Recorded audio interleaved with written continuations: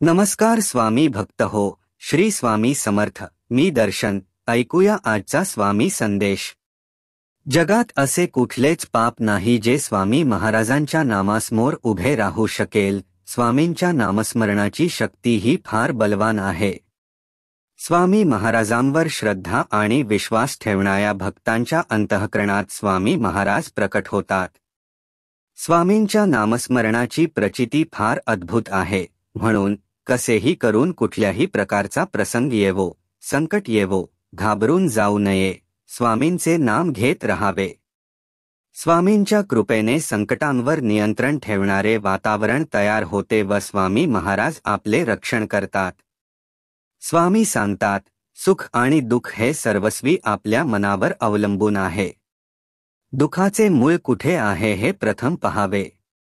प्रपंचात काही न्यूनता पडली अथवा संकट आले की दुःख होते.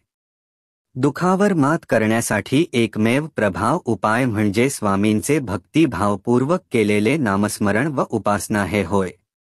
स्वामी सांगतात, समाधान ही अंतःकरणाची सर्वात मोठी संपत्ती आहे. ज्याला ही संपत्ती मिळाली तो जगातील सर्वात सुखी मनुष्य होय. प्रयत्न कधीच सोडू नका, कारण सुरुवात ही नेहमीच कठीण असते. असलेल्या परिस्थितीत सुखाने जगायची सवय लागली की नसलेल्या गोष्टीचे दुःख जाणवत नाही. स्वामी महाराजांशी एवढे एकनिष्ठ रहा की संकट जरी आपल्यावर आले तरीही स्वामींवरील आपली भक्ती व निष्ठा ढिली नाही पाहिजे. स्वामी सांगतात, मुक्तपणे जीवन जगण्याची गुरुकिल्ली म्हणजे स्वतःच्या क्रोधावर व अहंकारावर नियंत्रण ठेवणे. ज्याला समजते, जो समजूतदार असतो, त्यालाच योग्य ते सांगायचे. ज्याला नाही समजत, त्याला समजावणे टाळायचे. तुम्ही मनापासून इतरांचे भलेशी इच्छा जरी मनात आणली तरी सुख तुमच्या घरात पाणी भरेल. स्वामी सांगतात, स्वभाव आणि विचार चांगले असतील तर बोलणे जरी बंद झाले तरीही आपण कायमस्वरूपी एखाद्याच्या मनात राहतो.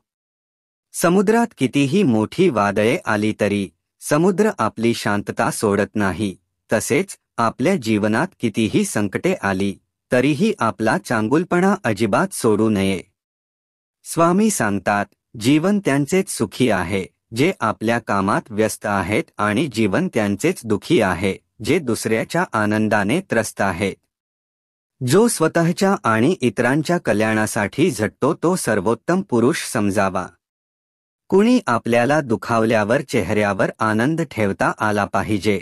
वादळे बरीच येतील जीवनात, त्यांच्याशी सामना करता आला पाहिजे. स्वामी असता पाठीशी का करावी चिंता व्यर्थ. दुःख करतील दूर स्वामी, लाभेल जीवनाला नवीन अर्थ. जीवनात सुख हवे असेल तर संकटांनाही सोसावे लागेल. स्वामींची साथ व कृपा हवी असेल तर सन्मार्गावरच चालावे लागेल. अडचणी आयुष्यात नाही तर मनात असतात. स्वामी कृपेने मनःशांती लाभून त्या सहज दूर होतात.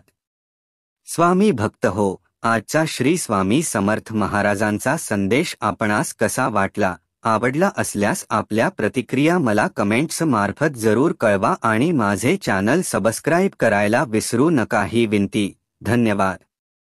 श्री स्वामी समर्थ. सद्गुरू स्वामी समर्थ.